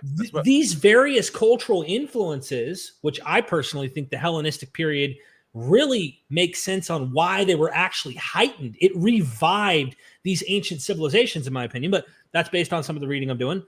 The question is, does it have to be Greek to the core thoroughly, or can it not be a composition of various? And if we're going to go outside the Torah and go into the Chronicles and Kings and all that, then what are we doing? We're talking about kings from Omri down to Josiah. Like, why would these people in Alexandria care so much about the history of this one place if they're not using any sources from there? It just doesn't make sense. There's got to be something. At least, at the very least, they're using some sources. That's what I'm saying. What do you think? For the people that say I am on drugs, shame on you. That's not nice. Don't read the comments, dude. Just ignore. What? No, seriously. I like being in front of your audience. I think this was a great opportunity, and I think it shows. I wish this could have been fun, not a clash. That's why I didn't want it. I was trying not to let that happen. Should it be fun? Should it be fun? I see what you guys are doing, and I see how you're laboring, you're sweating, and you're bleeding to bring these texts back to us. Because let's face it, you guys aren't pushing an idea. You're not pushing a belief. You guys aren't making a church. You're not trying to make an ism where people are going to say Derekism. And this is that you're not trying. I'm thinking about it, but I'm not team Greek or anything. I don't care. I'm trying to. What makes the most sense? I want to hear from everybody. Yeah, it's. But like, I don't think it's possible that you can just have somebody in Alexandria writing this with no sources at all from Israel or from Jerusalem or something. I think you have to have at least, the very least, there has to be sources that he's using, if not an older version or something. I'm just throwing this. Like, don't you think? Why? Like, let me ask you this: why would let's say Demetrius is the guy that wrote this, just for the sake of argument. Why is he writing about Omri and Hezekiah? And why is he only writing about King David and Moses? Why is he writing about everything that happened? Right? What does he care about Israel for? And if unless he's got some sources, right? See, I don't want to interrupt. Go ahead, Ammon. Yeah, no, I'm just saying. Yeah, no, that's all great. But see, as a linguist, Neil, the base loyalty is to the language. If the language says that and supports your argument, that's why I think what Derek is saying is right. When you talk about Eastern, Near Eastern elements, there's no doubt. Yeah. Yeah, great. And people say, what about Adon and Adonai? And where is that coming from? And they always go back to the Near East, Semitic. By the way, in 5000 BC, that's when they're using it. They're, the Chalcolithic era is when these terms are coming from. That's what the Greeks say. I knew this was going to come up at some point. I was hoping Kipp would still be here, but what is this? What am I showing on the screen? Can anyone guess? Or no? I'll just say what it is. But can anyone guess? It's cuneiform, is it? I'll guess Akkadian. Yes, but when is it written? It's written during the time of Alexander the Great. It's just talking about Alexander the Great has died today. So for anyone to say that there's no use of this style of writing anymore, well, and this isn't the only example. There's tons of examples of scribes in Babylon still using this type of writing, talking about events that happened in the time of Alexander the Great. Now, after Alexander died, I don't think they even still, I think there's very little examples. I think it dies out right away. But this, if you guys can, if anyone wants to fact check me on this, go look it up. In fact, let me show you the source that I'm using right now. So, right here. That gives me a Derek. The Campaigns of Alexander. You can get this for yourself. This is the text that I'm using. This is a screenshot from there. It's Arian, and the scholar that put this together, James Rahm, if it's from the Robert Strasser series, has images of cuneiform texts about Alexander.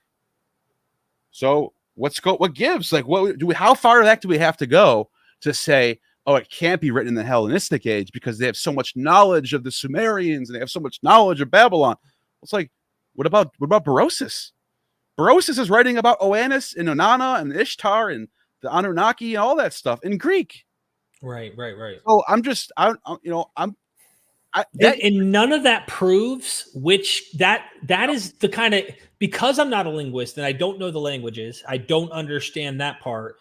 But these kind of ideas do leave that door open. I'm going like, all right, I could see a composition way later that is still utilizing Ugarit, Chaldean, Phoenician, Canaanite, Babylonian, Akkadian, the whole nine, even all the way down to the Hellenistic period. And the names that a lot of, like, for the longest, I was looking at Thomas L. Thompson, the name of Abraham, and going into these patriarchal names. that many scholars for pretty much 2,000 years have thought give the antiquity of like validation to Abraham being really placed in the second century or second millennium BCE. He goes to show those names were being used all the way down into the 4th century BCE. And so you can't pin. This is why I wanted to have this exercise of thinking. I thought I found something the other day. I was reading Job again, and they're talking about the Chaldeans, and they're talking about the Sabians or Sabians. These are two tribes from Babylon and Arabia. And I was like, there it is. I finally found something I can anchor to. Let's find out when these tribes lived. Well, it didn't really help because both the Chaldeans and the Sabians go back to the early Iron Age all the way to the late 100 BC. So I'm like, you can't even use tribes that the book of Job is talking about, because it literally could be any time. And then you can add the linguistic difficulty of in the 3rd and 2nd centuries, they called the Magi and the Chaldee, they called them Assyrians. And it wasn't meant like a geographical or an empire. It was meant those who follow the way of the Magus. Isn't that weird? Yeah. So you can see in the Septuagint, they do that. Yeah. When I said that word Chaldean, my mind goes, this in the Hellenistic age, they're using that word all the time to talk about people from Babylon. So I'm like, wait a minute, this is Job. This is supposed to be the oldest text. But then when I thought I found something that dates to the Hellenistic, sure enough, Chaldeans are mentioned by, I think it's Nebuchadnezzar. It's one of those. There's a text from like Nebuchadnezzar or somebody that mentions the Chaldeans. So I'm like, damn, you can't even date it with that because this is such a, like, I don't know. You get my point. The point I'm trying to make is this is a really tough subject. And I do want to say, guys, I appreciate the forum. The fact that we have to stand up for those texts is what I feel is my core. When somebody comes on and says, the Greek doesn't reflect the Hebrew because it's this, you just have to know those texts, right? You have to know those texts. That's why it kind of, look, as somebody who studied classics, and I studied with Emmett Bennett, who did the Linear B. He's the Navy cryptologist who, with Chadwick and Ventris and those guys, they solved Linear B. And in the process of working with him, I learned to track the languages. And when you have a Hebrew text, you have to have context. This thing is okay. Sure. You're not dealing with a large corpus. Remember when I told Kipp, I said, hey, give me the name of one. There was a revival. There was a literary revival in the Hasmoneans. Well, I would have said Maccabees and Daniel are written during that time. The language, yeah. Kipp knows that, obviously, but I don't think Kipp was. I don't know. You guys were talking past each other. That's what I think was happening. Let's not talk about Kipp while he's not here either to defend himself. But that's right. That's gentleman. Kipp's not wrong. Maccabees and Baruch, you get some new proverbs being written in that time.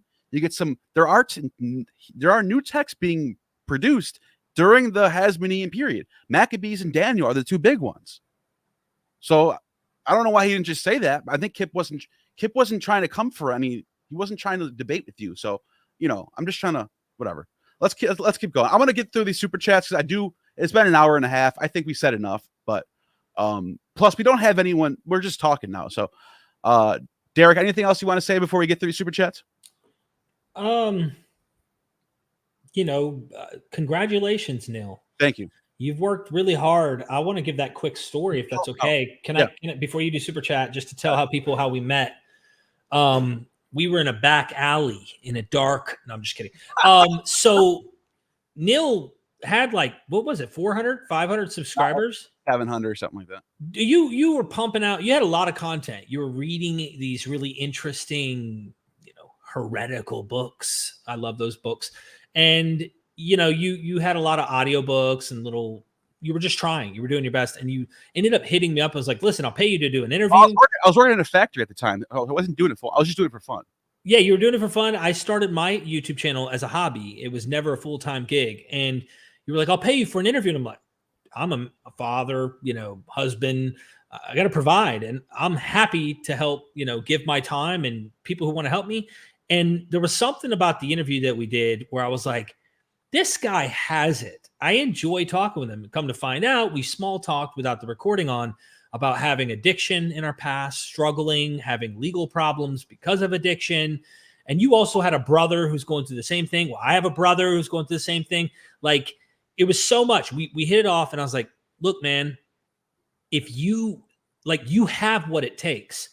If you really want this, you can do it. And it was like you and me connected at that point. And it was not the advice I've given to several other people who've done YouTube channels, where I've given the same advice to others, but I could see something a little different in the way that you were, that I knew you'd be successful if you put it in.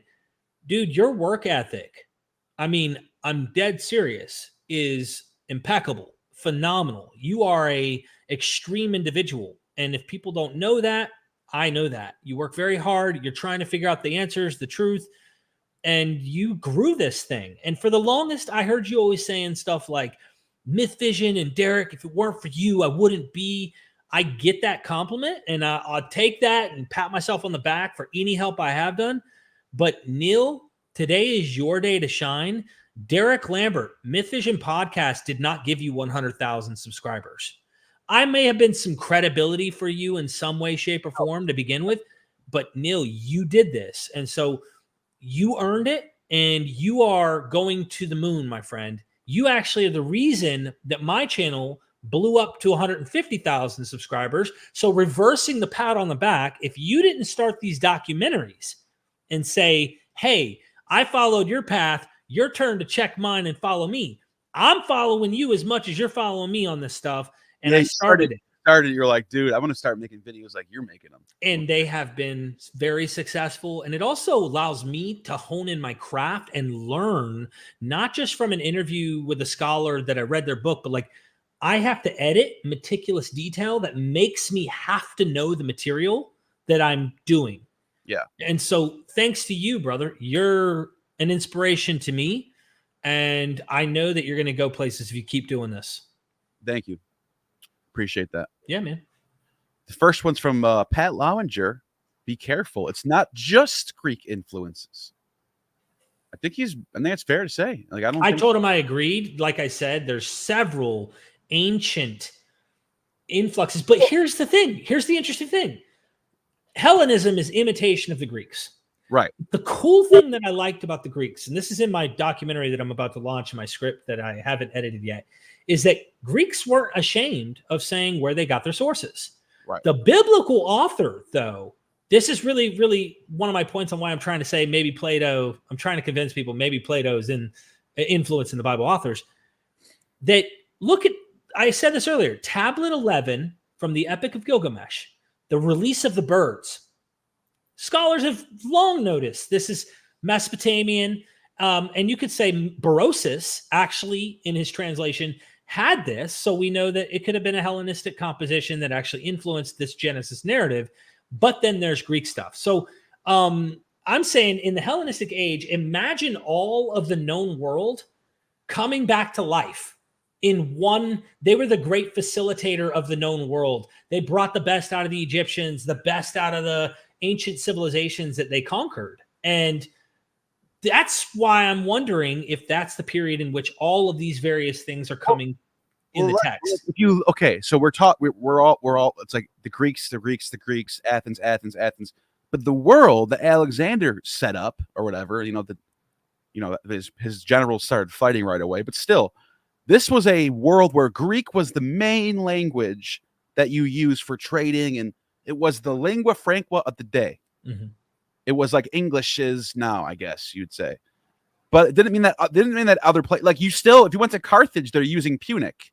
If you went to Egypt, they have Coptic. If you go to Armenia, they had their own, everybody had their local dialects. So I think it looks so obvious that it's all Greek, because that's where everything's Greek. Greek's everywhere. So But I also don't think we can't forget there are still local languages, Mhm. and they're still in that. There's still a lot. They're still there. Like, so I think it's something like that. And by the way, someone mentioned in the comments somewhere that the Elephantine Jews didn't have a Hebrew Bible. I forgot. Yeah. I Yeah, think they did not have a Torah, and they didn't even mention Moses. But even when Josephus tells the story about Demetrius, and then even in that letter from Demetrius to Aristides or whatever, or Ptolemy to Aristides, they don't say we have a Torah we're going to translate. Nope. They say the laws of the Jews. That's it. Mm-hmm. They say the laws of the Jews. That's it. That's all they say is laws. They don't say any epic about Abraham or anything. And then before all of this, we have people citing Hecataeus of Abdera. Right. It's the guy who writes a story about Abraham and Moses and the what becomes Genesis. So I think you already have sources in Greek about Abraham and Moses before Demetrius even does this. That's the earliest source we have is Hecataeus of Abdera. And then Gamirkin writes in his book on Berosus and Genesis, Manetho and Exodus, something composition of the Pentateuch, some long title. He writes in there, like, when you read that narrative, it does not sound like Genesis. What I mean is it's so different that you're like, this is our earliest attestation to Moses. But that was the confusion in the ancient world on why they thought Plato borrowed from Moses. Well, the text of the story in the Bible places Moses way, way back.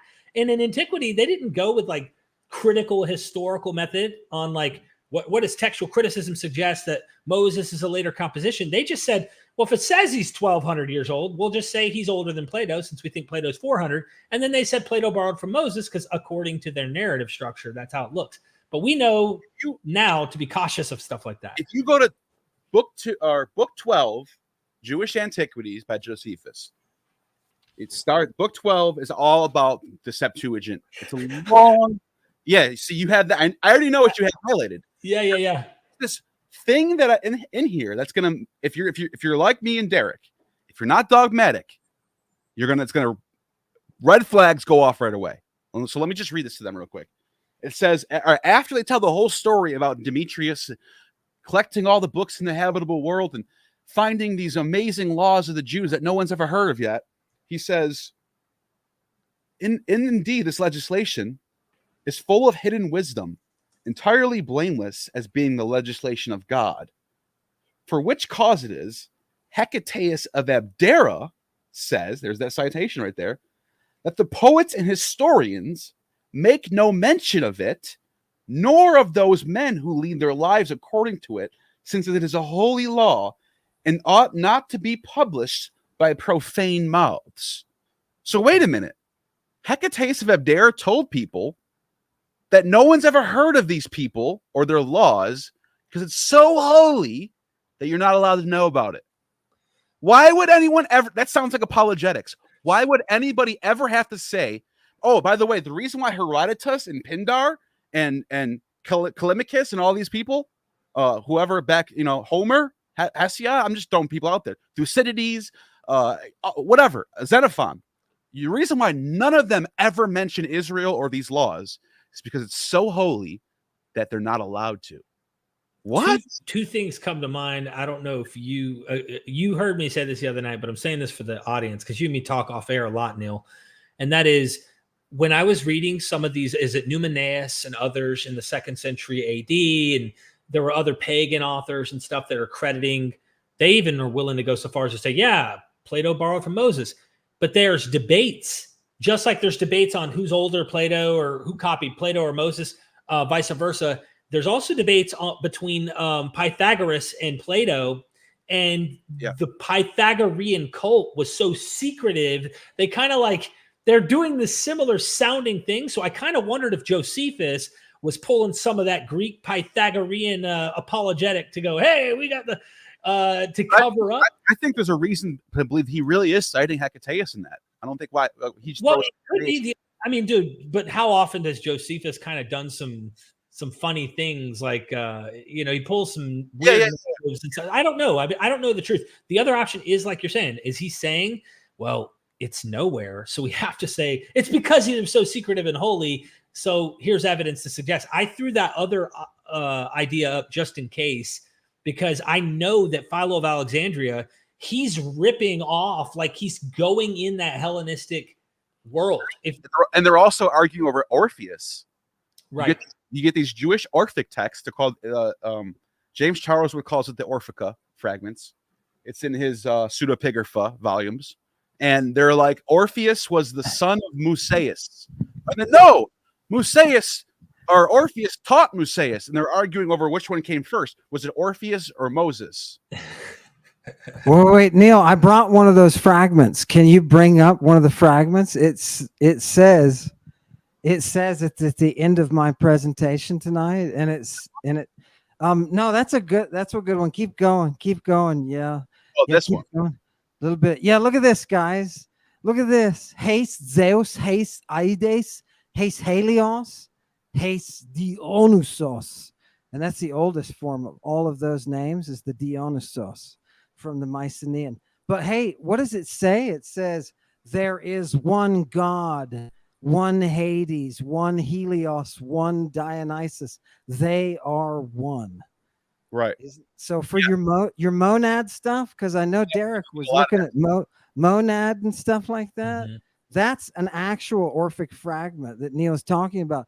And if I can just say, that was a beautiful tribute and that Derek gave. I'll say one sentence. Neil, I've known you for long enough to work with you in the Greek, and I'm proud of the work that you're doing. And I know that if I can sharpen you as razor sharp as it gets, 3 times a week, me and Ammon meet for an hour to do Greek, and he's getting, dude. I'm getting more confident as I go in how to read this stuff. If I can get you to the point that you can use that blade as a samurai, we'll take on everybody, Kipp, everybody else. We'll take them on. Be nicer to people, and maybe they'll stay longer. It's the art of the samurai. You got to love that muse. Kipp's a good guy. Kipp's great, and he's not full of shit. I know you're getting that way because you get passionate.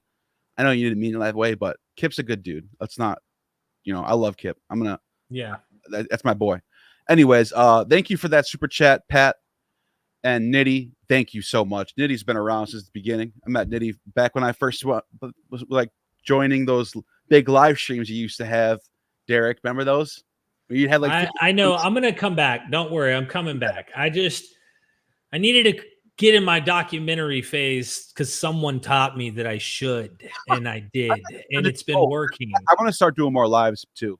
Yeah, fun. Yeah. Thank you, Nitty. And by the way, Nitty has a channel. Go check it out. Go and subscribe to Nitty. Nitty's doing good work too. Nitty's doing great work.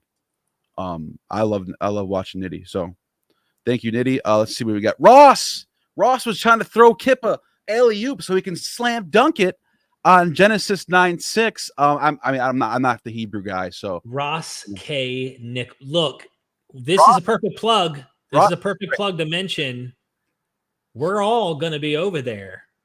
We're going to Qumran. You know what I mean? So, yeah, Ross is awesome. That guy is so fun to be around. I'm telling you, he's great. Yeah. By the way, can I ask you both a question? Just one quickie, because I may not get this opportunity again. As I see you both in the work that you're doing, do you both recognize that you are documenting history? And that you're really doing the work that the academy was supposed to do? Do you guys see that you're taking over that role? I'm just a content creator. I'm not gonna say everyone's doing work. I should just say I appreciate the compliment, Ammon. It means a lot from you. But I'm not gonna sit here and say like me and Derek are doing something that no one else is doing or anything like that. Like, Neil, I'll put it this way: I would not say obviously we're like what is the best word? Monopolizing the whole thing. I do think that starting with what I did with Myth Vision, I pioneered something that really wasn't being done this way. And I've had several people talk about they did a Jesus seminar, but that fell apart. I'm not talking about what currently is kind of put together, but what we are doing is unique, and it is pioneering a path. And I am noticing now, and it's kind of part of the whole thing. We all went social media, online, YouTube. I am noticing academics are more and more trying to grow their TikToks, grow their Facebooks, their Instagrams and things. They're trying to grow their social media and go into this online path. And that's good. I hope more people will come and start educating and challenging ideas where we have this being able to be looked at by the normal, typical audience. Because I'm kind of tired. My problem when I first got into this, Neil, I don't know if you feel the same way, is we are reading these volumes that are written in expensive publications behind academic, what I call ivory tower, and then trying to filter that to the public world. The best thing we can do is bring these scholars and their ideas unfiltered to allow them to educate and then let the world view this and then hear another position and view this and then hear another position and then let them make up their minds and be educated, because I really believe if more people are educated, it will create a better world. I sincerely believe gnosis, and I don't mean it in necessarily right. I seriously believe that if people knew, then we would not be in the same pickles and problems we deal with on a day-to-day basis. Yeah, I mean, me and Ammon talk about this. We're like, imagine like, okay, the Greeks were doing their thing, and in Athens in 500 BCE, you just got to pick out Demosthenes, read his orations, and they really valued liberty, equality, justice, democracy, over like tyranny and dogmatism and superstitions and stuff like that. They were already at that point in stage in society where and then it's like, imagine if that just could have kept on rolling throughout the Middle Ages, and you didn't have a church that, by the way, they throw a bishop in your area. Like, let's say you live in Germany or something and you're part of the Holy Roman Empire. Well, the Pope's going to send out his bishop. He's going to sit right next to the king. You're going to make sure that everyone there is living in a certain cultural way that's okay and acceptable to the church. And that happened for a long time. That's how society was for a long time. Imagine, and that word episkopos, where we get the word bishop. Yeah, you mean overseer, almost like a spy. Their job is to make sure everyone's falling in line and making sure. And so imagine if we had this, and I'm not just talking about Athens, but I mean, like, if every part of the world had like, had their own, cultural awakening in that sense, where you value justice and equality and liberty and democracy. Just imagine, like, we probably could be a lot farther along than we are. I'm just saying, but whatever. I'm just a guy. Anyways, I don't know what I was going with that, but thank you, Ross, for the super chat. Go subscribe to Ross Nichols. John Gear, keep killing it, Neil. Thank you, John. I appreciate you. John's been here since. John's one of my first Patreon members. So John's an OG. OG all day. Thank you, John. Appreciate that. I really do. Let's see what else we got. I think there's a couple more. Oh, this is the one that I read already. Ammon is on point. Sounds a little excited, but he's on to something. Thank you, AFD, for that super chat. Someone recommended Hebrew is Greek to me a long time ago, but I never read it yet. Ammon, you said you haven't read this yet? Hebrew is Greek volumes. I'm going to look it up. I'll have to check that out. Sounds interesting. Hebrew. Yeah, no, I haven't. No, I haven't been into it either. I'll have to check it out. I avoided it. It just didn't sound to me, but it does sound a little weird. Hebrew is Greek. Like, that's a little. But yeah, Joseph Yehuda wrote it. And you shouldn't really judge a book by its cover, I guess. So. No, and I did, and I never read, but yeah. I also don't know Greek, so it's kind of like I'm going in the dark here. So yeah, that's why we get you into the dojo, because it's proof, Derek. I'm not kidding you. It's proof that you can put somebody through a Greek program and increase their verbal scores on standardized exams.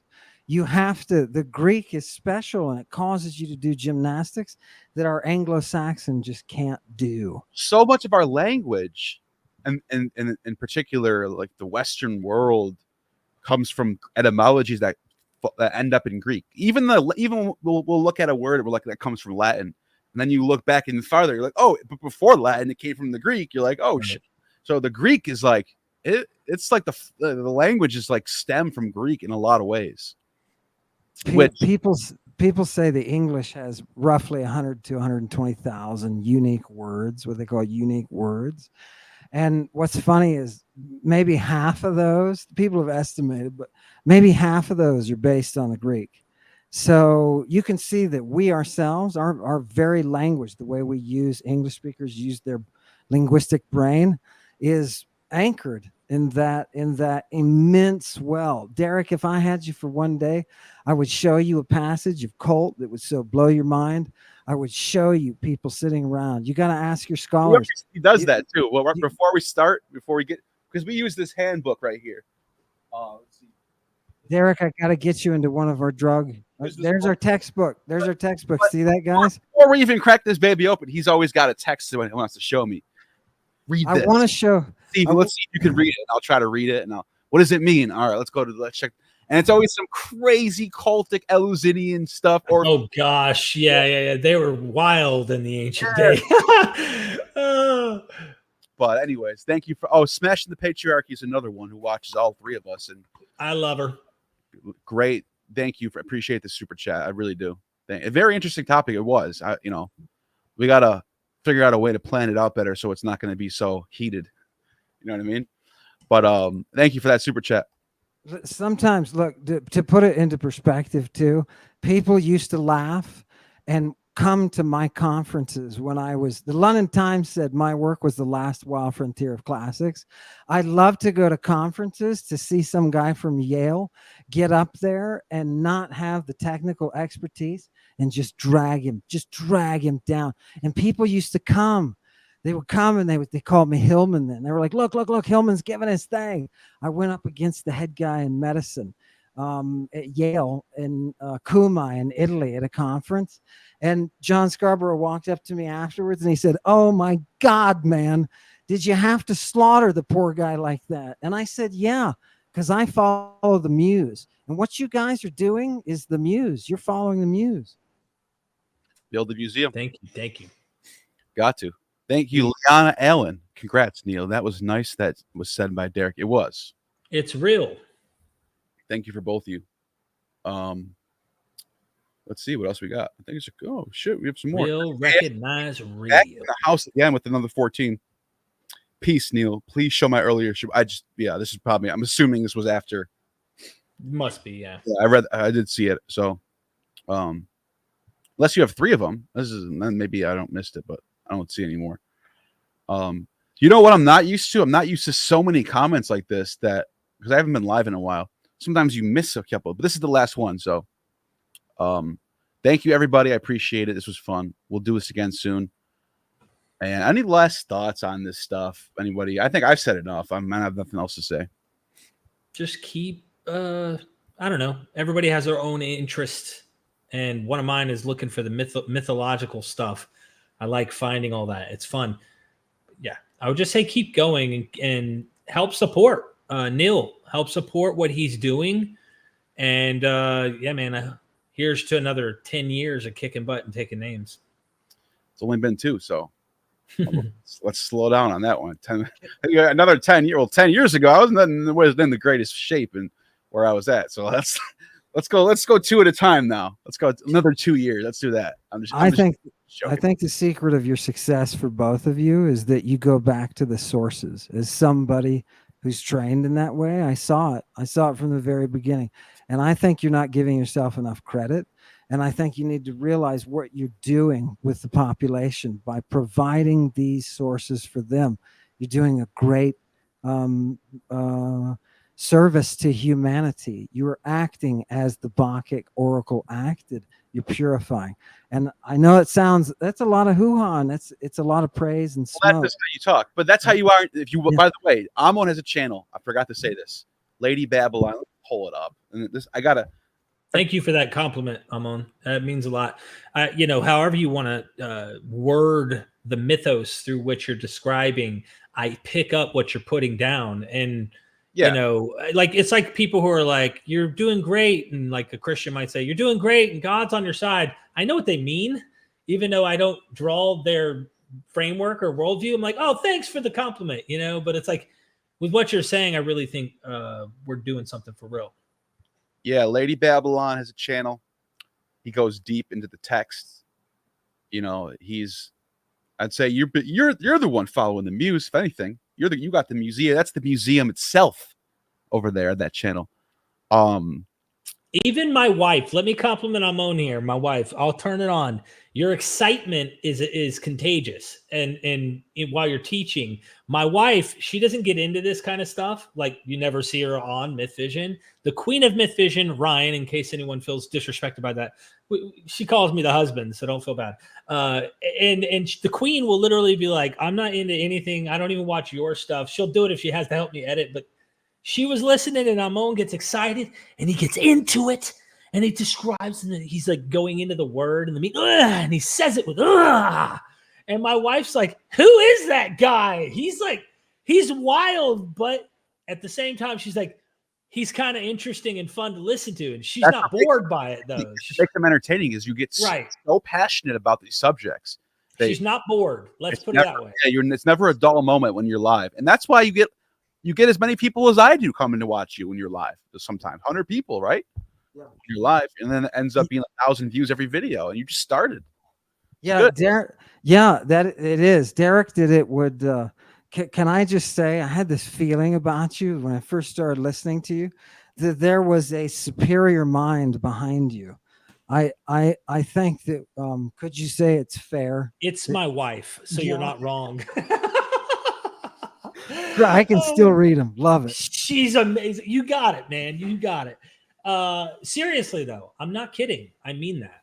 Like, she may not be a nerd like me and you guys, but like, she really is everything. And I don't give her enough credit publicly, and I should. But, I do get what you're saying, Ammon, and I do appreciate that. I also think it's necessary that we do give a shout out to Kipp. Can you pull up his YouTube channel? Because he came on and we got to give our respects to our boy. Davis is doing he's doing great work. Let me share the screen. He's bringing the Dead Sea Scrolls stuff. He's also critiquing other people on, who have YouTube channels or people who call themselves academics that aren't.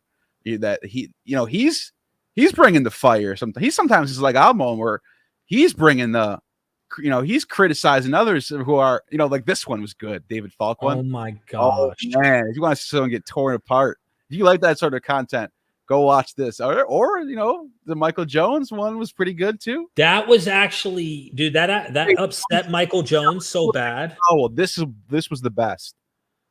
So, dude, this is good stuff. You're right. I'm glad you reminded me to pull this up because killing it.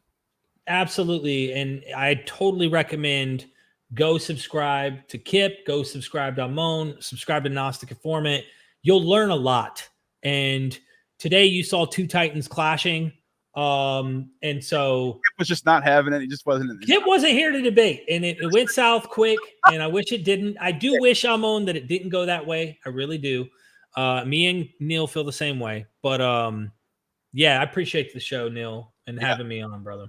I appreciate you. And Derek, before I go, I just got to thank you for everything. So that's why I want you to be here. So, well, you can pay me in respect of a check. No, I'm just kidding. I'm gonna start another live in it maybe next week or something with you, Derek, where we have to explain why everybody who's watching should come to Israel with us.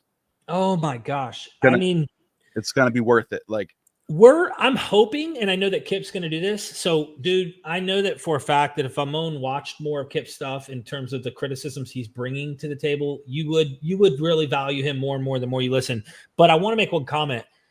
We're bringing it with that mythos / critical thinking to this entire trip. So it's not going to be a tour that you will ever get from, like, you go to any tour in Israel and go to these places, you're going to get a bunch of hodgepodge of BS and like 4th century claims onto something in this supposed spot. We're not interested in that. We want to give you the actual skinny on the situation, if you understand what I'm saying. We want to give you what we can know and then what is pretty much speculation or later Christian propaganda about these geographical spots, things like that. So you really need to join us, even if it's just for the fellowship and hanging out and enjoying the company. But I love it. I loved that trip last time with James Tabor. That was a blast. Yeah. So we'll talk about that more going forward.